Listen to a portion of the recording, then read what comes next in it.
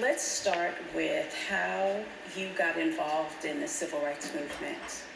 How I got involved in the Civil Rights Movement. Okay, that story goes back to my high school days. I wrote an essay. The National Conference of Christians and Jews sponsored an essay contest about the theme, Brotherhood is My Business.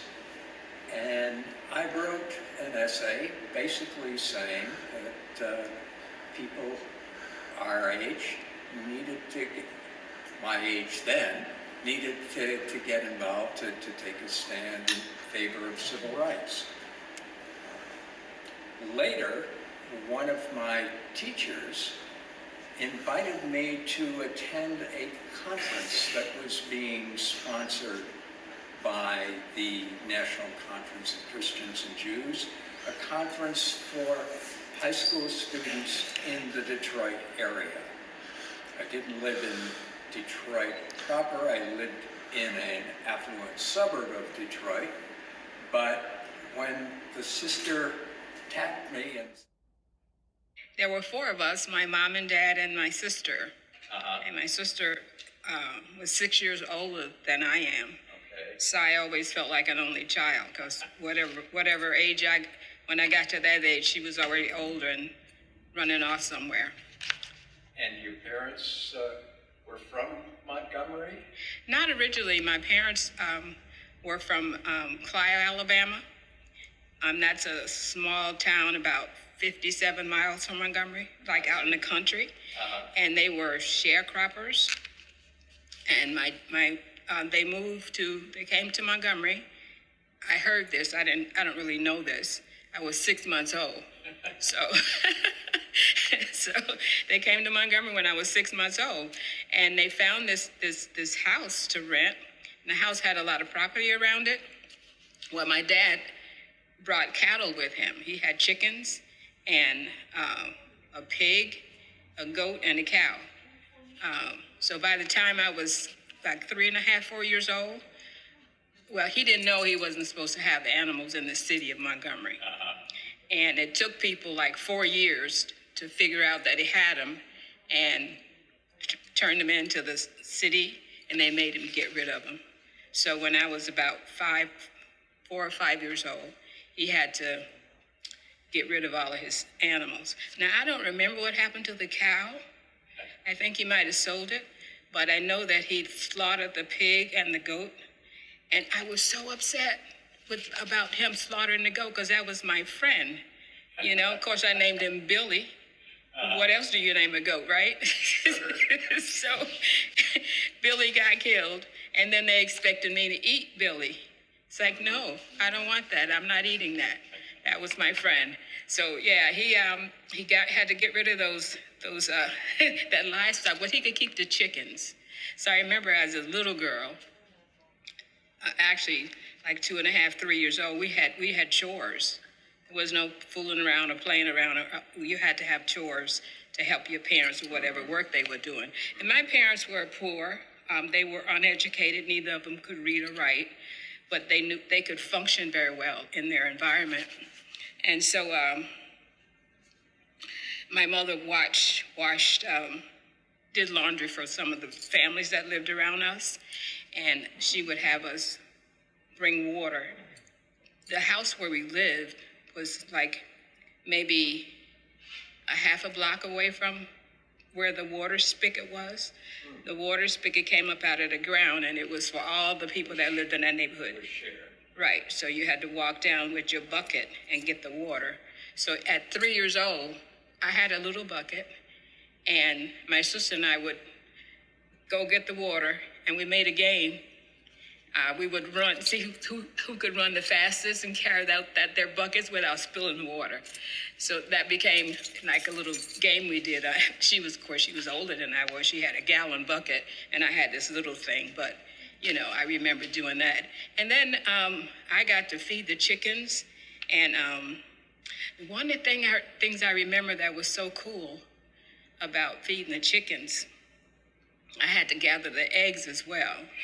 And I would sneak around, and I figured out when the chickens would be laying their eggs, and I would get close to the pen. And one time, just when the egg was about to drop out, I put my hand there and caught it. Oh, my goodness. I remember it was like soft, and as soon as it hit my hand, it got the hard shell around it. Yeah, I was amazed. It was like, wow. And so, I only got a chance to do it once because if I got close enough to the chickens, they would run away. Sure. That kind of thing. And I didn't want to interrupt them laying their eggs. But you told me that there was a white family that lived, their home was right behind your home. No, our house was in back of their house. Okay. And I think that as an older person looking back at the situation, I think it was probably the servants' quarters. And so our back fence buttressed their back fence. And so they had 2 children, a boy and a girl, Connie and Billy. And I played with them my whole life from about 2.5 years until 6 years old, because my mother started working for her. She worked for her in a house, but she also did laundry for her. And they were my playmates forever. We played church. We played adults, mother and father, cooking and cleaning and all that. We played school. One of us would be the teacher one week, and the one would be the teacher the next week. It was just so much fun. We made up our games because the only place I could go was in my backyard. My mom and dad were deathly afraid of white folk, so they didn't let us go anywhere except for school. And occasionally I got to go to the corner store to pick up something for her.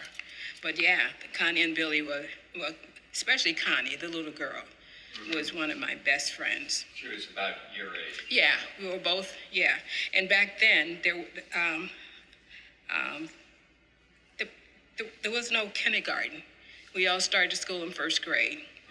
And so when we started school, the first day, it was an interesting thing happened between us because they were standing outside waiting for the bus where we had to walk to school. It was a segregated school. I went to in the elementary school was a 3-room schoolhouse, 2 rooms for each class. There were 3 teachers, a janitor, and a principal. That's how many people worked there. And so I was walking to school, and I looked up and I saw Connie at this bus stop waiting. And I went running over to her to say hello. And I called her name out, and she looked at me and she said, "Why are you talking to me, little nigga? Get out of my face."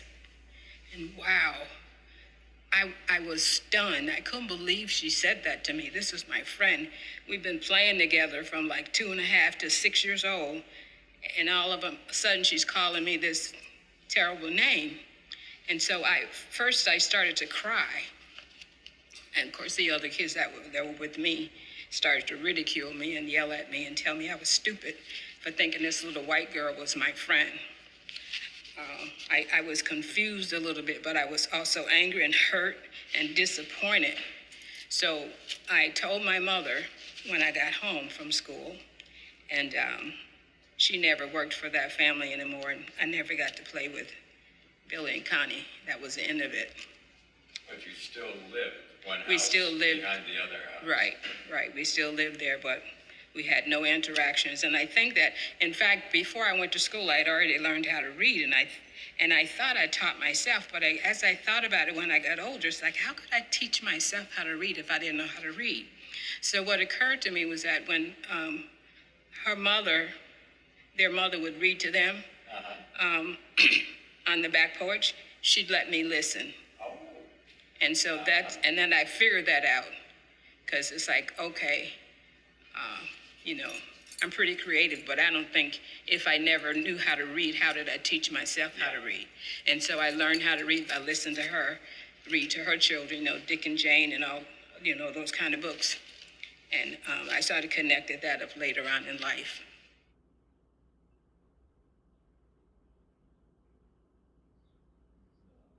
Yeah, all black school, all black teachers, you know, substandard books and everything was already used. Some of the pages were ripped out, names were written in them, all that kind of stuff. You know, it was, and I recognize that even at a young age. It's like if you get a school book and it's already overused, that didn't seem right to me. But you know, I was a kid then. I didn't know. I thought that was how it was supposed to be. At what age do you think you became aware of the civil rights movement? Well, actually, I was aware of it, but I didn't really know the extent of it until the bus boycott, when Rosa Parks wouldn't leave her seat. Well, tell me, how old were you at I was that time? 16. Okay. Yeah, I was 16. I was in 11th grade, and my family, as I said, we were very poor. Everything we were scraping together to make. My parents were scraping together to make a living. However, we walked everywhere anyway, so I never really got on the bus. But I knew of people who rode the bus, and I had seen people being mistreated, because there was some times when people would, well, the way the bus system worked, the black people had to get on the front and pay their money, and they would have to get off and go to the back door in order to get in. And I had seen with my own eyes a few times when the bus driver would drive away and leave the person standing there, and they already had paid their dime. Yeah. And other times when, you know, you see young boys or men walking down the street, and a white person would be coming to face them, and they'd have to step off the sidewalk into the mud or whatever so that they could pass by on the sidewalk. And then they would also have to put their heads down so that they didn't look directly at the person. And so I sort of realized it then, but when I really got involved was because of when the bus boycott started, because I say I was just nosy. I wanted to know what was going on.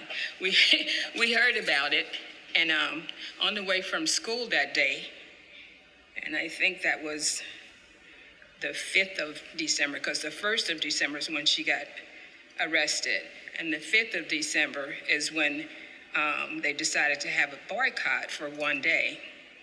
And so the buses were parked in the roundabout at the State University, Alabama State University. And so some friends and I, we put our pennies together, bought some eggs, and threw it at the buses and just watched the yellow run down, you know. That was our way of protesting whatever we thought we were doing. But, you know, it didn't last long because we only had enough money for 1 dozen eggs. And there was about 4 of us. By the time each of us threw an egg, that was it. And so as I walked back and forth to school, there was this man named Eddie Posey who owned a taxi stand. And there was always so many people at this one office that he had. And so one day I just stopped in there to see what was going on and ask if I could do anything to help. And so, sure, I could do something to help, so they allowed me to volunteer. Yeah, and so I call it a go for. Go do this, go do that, pick up that, take this here, sweep up, clean up, sort papers, whatever there was to do in the space, I could do that. And then sometimes I would help walk people home with their groceries, help them to carry their stuff, you know, that kind of thing. And, you know, it was exciting for me. I felt a part of what was going on, although I didn't really know in my mind how significant it was and what was actually happening. But it felt good. I felt like I wanted to help. And so I did that for about, I would think 6 or 8 weeks. And then, of course, I had to move on and take care of my own life. Yeah, that's right. And what's a going lot on of right people, now. especially the women, see they it. did domestic work, and they were able to just pay Because the I didn't 10 have cent enough the memory. bus cost to the cab company, and then of course the White Citizen Council or whomever they were made a law that they couldn't accept the 10 cents, but so many people donated funds to the cause, and they were able to do what they needed to do. And what amazed me was that they decided to just have it for one day. And it was so successful in that one day, it ended up being over 300 days and ended up changing history for all of us. It was exciting. Even at 16, I think that when I was 16, I was a little bit more naive than 16-year-olds are now. I didn't know very much. I hadn't seen very much. I haven't been to many places. As I said, my parents kept us in the yard most of the time. The only way I got to go out was to go to school and back home.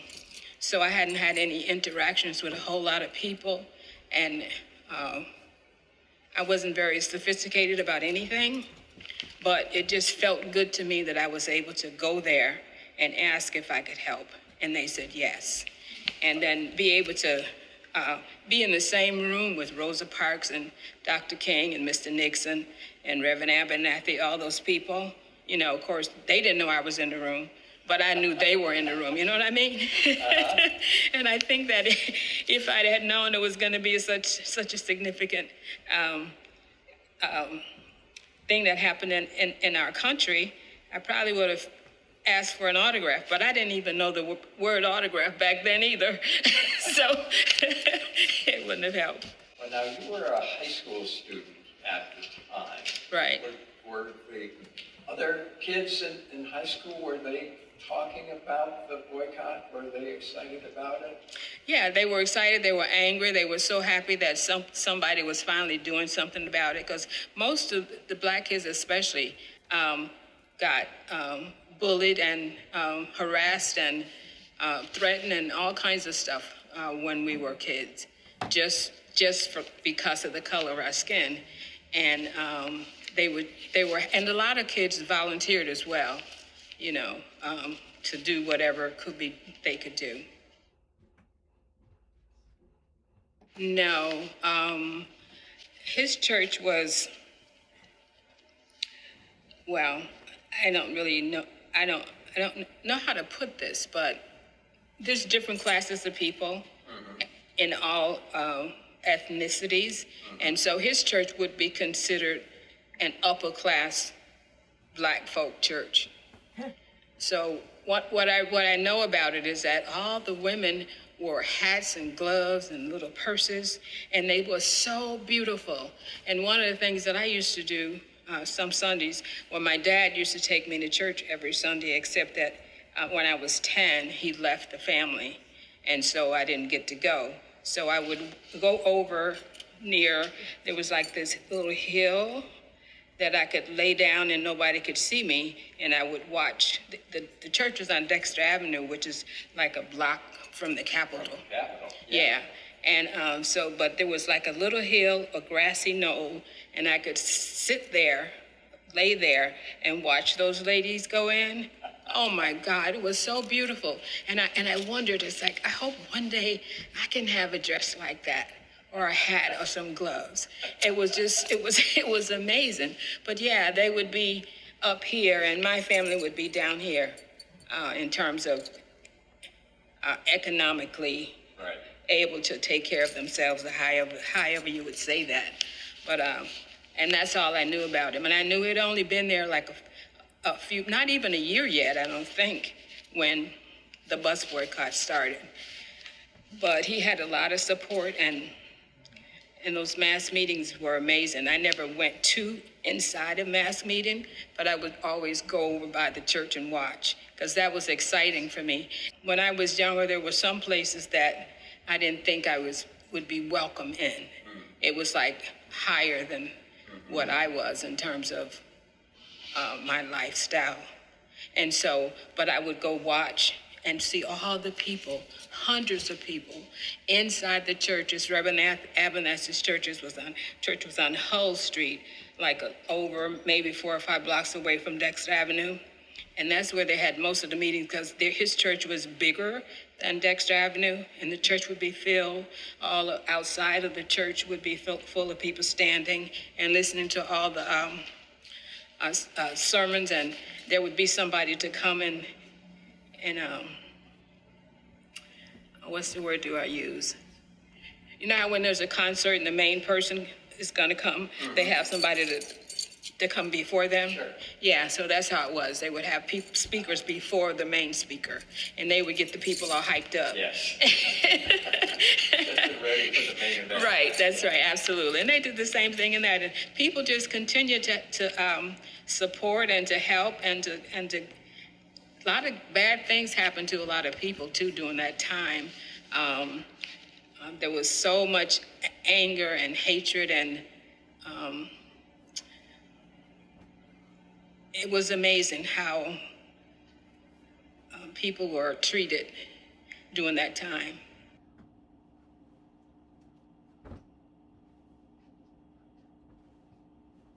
Absolutely.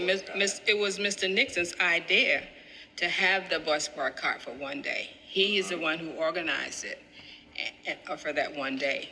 He was very integral in that whole process. With all the attention focused on Dr. King, Mr. Nixon gets overlooked. Right, in right. A lot of accounts. Right, and that happens to a lot of people. It's like you need a leader, but those grassroots people, they're the ones who are really doing all the work. Mm-hmm. And it could be a good thing or a bad thing. Sometimes they get recognition, but most times they don't. And all the people who baked and sold cookies and pies and all kinds of things to make money for the bus boycott. All those people, foot soldiers, that's what we call them. People who swept and cleaned up in the office. Right. Now I get to talk about it, but nobody knew that I did that, and I didn't say anything about it at the time to anyone else, and so yeah. But it was a great experience for me, and then as I look back on it, it makes me feel proud that I was able to do that little bit in such an awesome thing that happened in our country that changed history for all of us. Oh, it was just so much excitement and joy and shouting and all kinds of things going on. Yeah, people had parties and people had, they had speeches in the churches and all that kind of stuff about the success. It was a very successful thing that no one thought could happen, and it did. And that just goes to show you that you have to continue to be a part of the process of working for equality, and you can't ever stop. At one point, like for me, I thought that by now we would be done with racism and hatred and vitriol and all that stuff. But look, lo and behold, it's like history is repeating itself, and that's just so unfortunate. I thought all the racist people had died out, but no, seems like they're being raised up to be even more evil than they were back then. Well, life moved on for me. I got married in 1958, and I had I think 1958 I got married. And then when the Freedom Riders came in 61, Yeah. I had just had my third son. He was born in 61. And so I heard about it, but there was nothing I could do. I had 3 kids by then. I was a mom. Yeah. And so it was difficult to be actively involved in any of the activities that were going on with the Freedom Riders or any of that kind of stuff.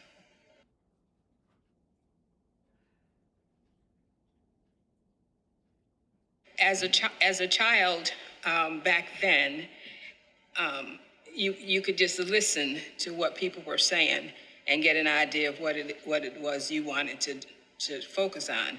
And so as I was in the space where they were taking care of the folk who needed rides in Mr. Posey's cab company, I could hear them all talking about voting and why you should vote and all the things that they talked about. I was listening. And so when I turned 18, I attempted to register to vote in Montgomery. So I went down to register, filled out my form, paid my $5, because that's what it costs, $5. And I took the test. I think there's like 61 questions on the test. And so I finished, and the guy said I failed. And I asked him, what questions did I fail and how could I study so when I come back I could do better? And he said, oh, you don't need to know that. Just get out of here, gal. And so I left. And now I don't remember if there was a time period when I could go back, or if I was waiting to get another $5. Because back then, $5 was a whole bunch of money. And especially, if you were low income. And so I got my $5, and I think it was like maybe 4 or 5 months later, I went back to take the test again. And I failed it again. I don't know what questions I missed, or I have no idea because they wouldn't tell me. Just get out of here. You failed. Well, in Montgomery, the white folk didn't have to take a test. Just the black people. So whether they could read, write, or whatever, they didn't have to take a test. They just did what you did, sign up their names, and they could go ready to go vote. Okay. So that's the unjust part of it. Well, that happened in 1963. So my husband's mother lived in Albany. His mother and his aunt lived here. And they came to visit us. They came home to visit in August. And when they came, he had just been laid off from his job. He worked at Maxwell Air Force Base. Oh. And he had been laid off. And so his mom said to him, why don't you come back with us? There's plenty of jobs up in Albany. And so he did. So they came in August, and they brought my third son, Kenneth, with them. And so Monday afternoon, he called me and told me he had a job. So they left on Saturday, coming back up here. Just like that. Just like that. And that's what she said, come with me. You'll get a job up there. And he had a job, so we prepared to come, and we came in October. We got here October 13th, 1963. We came on the Greyhound bus, and there were a bunch of angels on that bus, because I had 3 kids. Angels, you said. Angels on the bus, yeah, because they helped me tremendously. And I think about them often, how I had 3 little kids. One was a baby. He turned 1-year-old the day we got here. And so it was amazing how, and I'm thinking at this day and age, somebody would probably taken the kids and ran off with them. But people helped me. They stayed with them if I had to go to the bathroom. They helped me when I needed to transfer from one bus over to the other one with all my packages and stuff. So, yeah, and a couple of people even took my son and held him for a while because I had to hold him. We had 2 seats. Well, 2 of the kids were small enough to sit on one seat, and I sat on another seat, and I had to hold my son in my lap.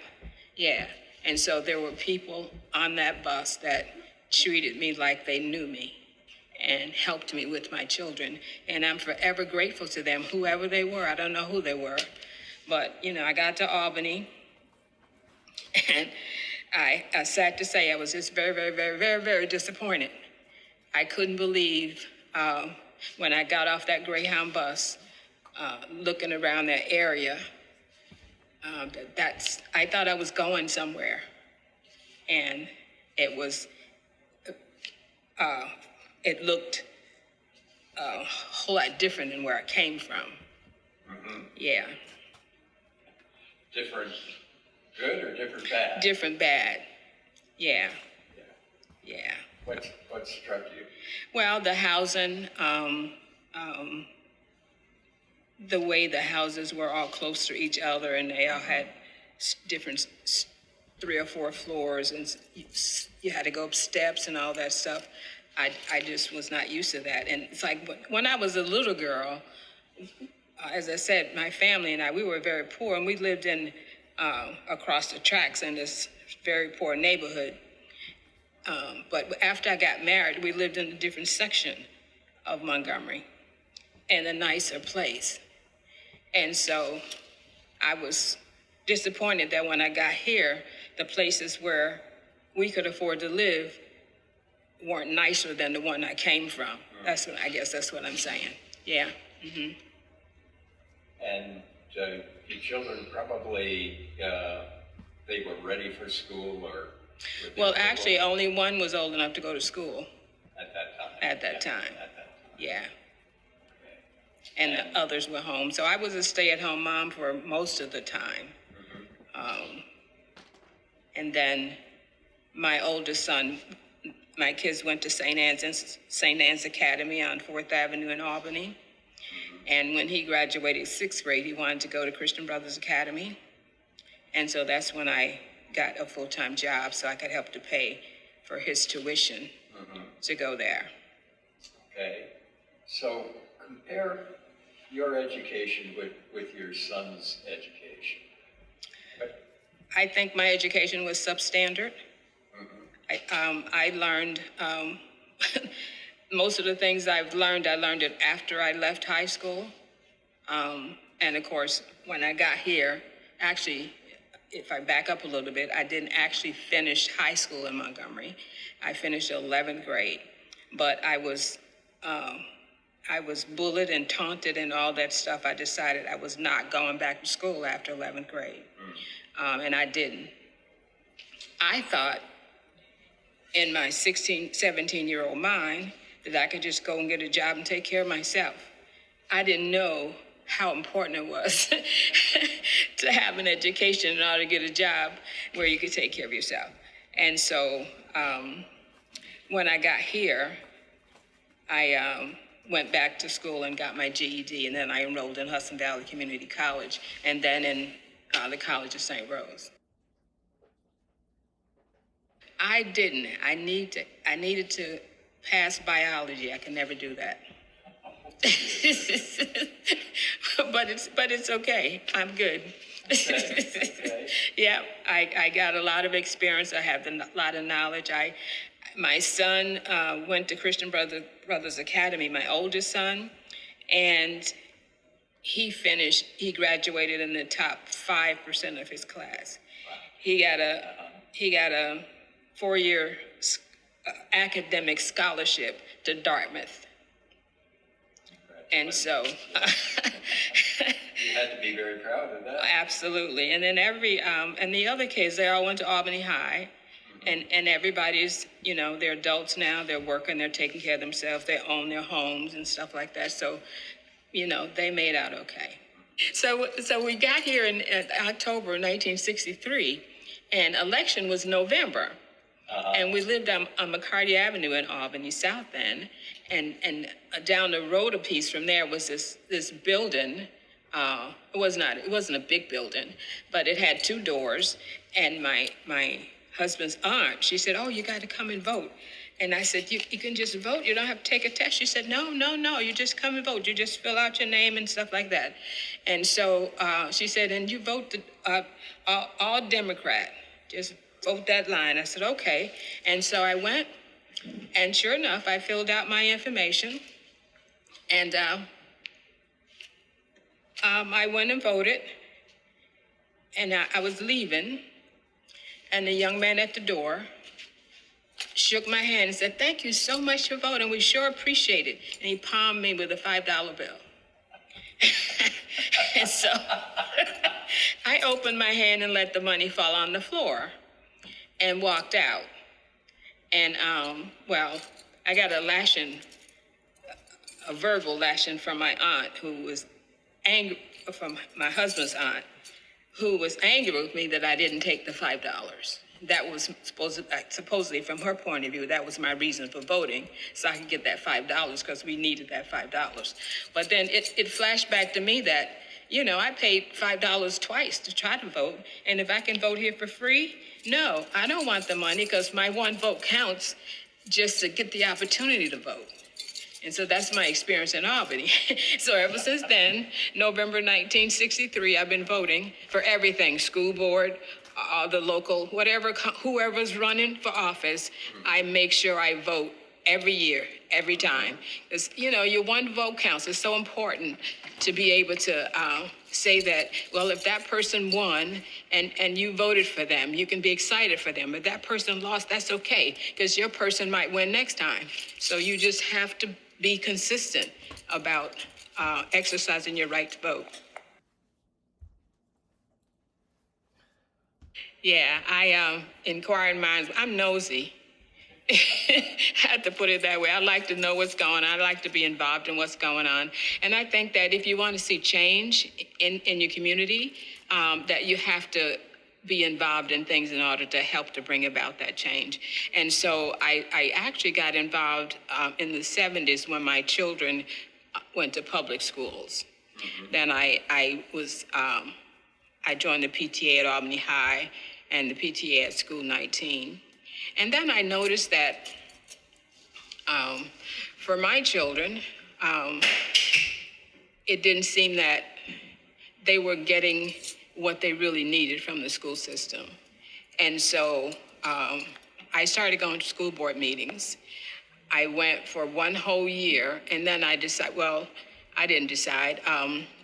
In 1976, prior to an elected school board, the mayor used to appoint the school board. And so the first year that there was an election for school board members, I ran for school board in 1976.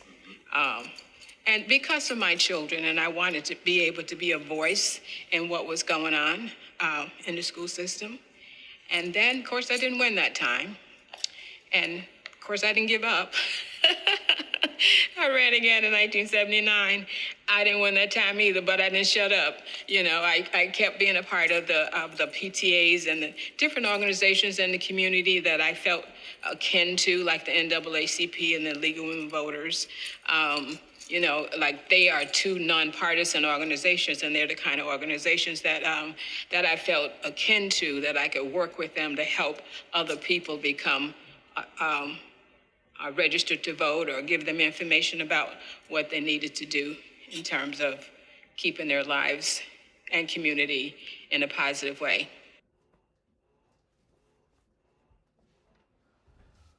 Yeah, that's why I didn't win. I knew that, and it's like I ran an independent candidacy the first time, both times, and when I went around to talk to people and do campaigning and stuff like that, that's how I figured out that even though we were having an election, it wasn't really an election, because the system, the mayor was still picking people who were going to win, and they had the what do you call them? Can't think of the names of the people who have minimal offices in the council people. No, not them. The committee people. The committee people, that's the word I'm looking for. The committee people, would go around and get petitions for those folks and that they wanted to win, and that's how that happened.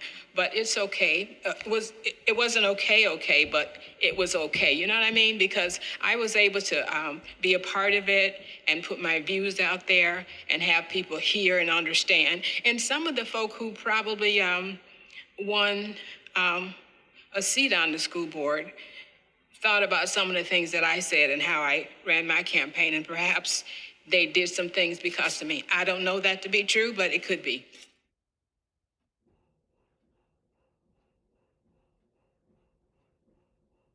I think I got my religious training from my dad.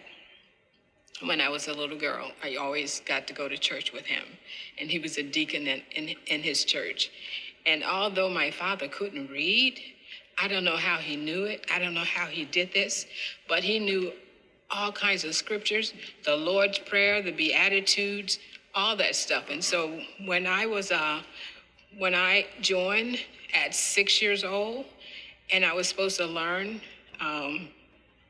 the Beatitudes and the Lord's Prayer, my dad taught it to me. And it was just exactly like it was in the Bible. Right. I don't know how he learned it, I guess, just by somebody reading it out loud to him. I don't know. But yeah, so I sort of lean on my spirituality most of my life. I have that little thing inside of me that lets me know what it is I should do and how I should be involved, and how I should be an advocate for those who are not able to be an advocate for themselves. And so, yeah, that's one of the things I love to do. But I've been, besides church, I've also been involved in numerous community agencies and on different boards of directors. And I served with the Capital Area Council of Churches Martin Luther King Scholarship Fund as its leader for 18 years. I was on the committee for 25 years, but I was the leader for 18 years of the Martin Luther King Scholarship Memorial Service Program. And what we did was celebrated his life, but celebrated it through raising money to give scholarships to students in the Capital District who would have an idea the kinds of things he believed in, and would sort of support his ideals. I did that for all that time. And then the other thing that, very proud of that. 25 years is a long time. And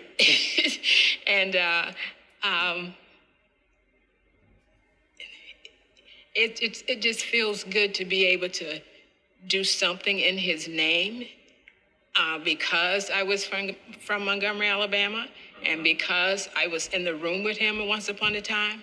It's like he didn't know me, and I didn't really know him, but I was in the room with him. I saw him up personally and up close, and I know the things that he's done. So it just made me really proud to be able to work in the capacity I did to just promote, continue to keep his name alive, and the ideas and things that he did for us. Are you sometimes disappointed that we haven't come further towards the goal of equality? Absolutely. Absolutely. It's really a sad time right now for me and for a whole bunch of us. My heart grieves for the fact that we are in a place where we are now with so much hatred and racism and all the things that goes on to all the killings, hurting people, hurting each other. It just seems so against the grain.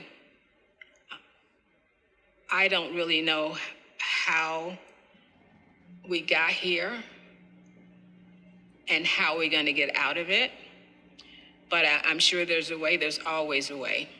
I play solitaire every day, and I've been playing for the last 15 or so years. And the little instructions on there says, don't be surprised. Every game is not winnable. In 15 years or more, I've only lost 4 games. And so what that teaches me, I'm telling you this because what that teaches me is that in whatever you do, there's always another way. And someone's going to find another way to get us out of the situation that we're in now, and bring us to a place where there really is love for your fellow man and woman.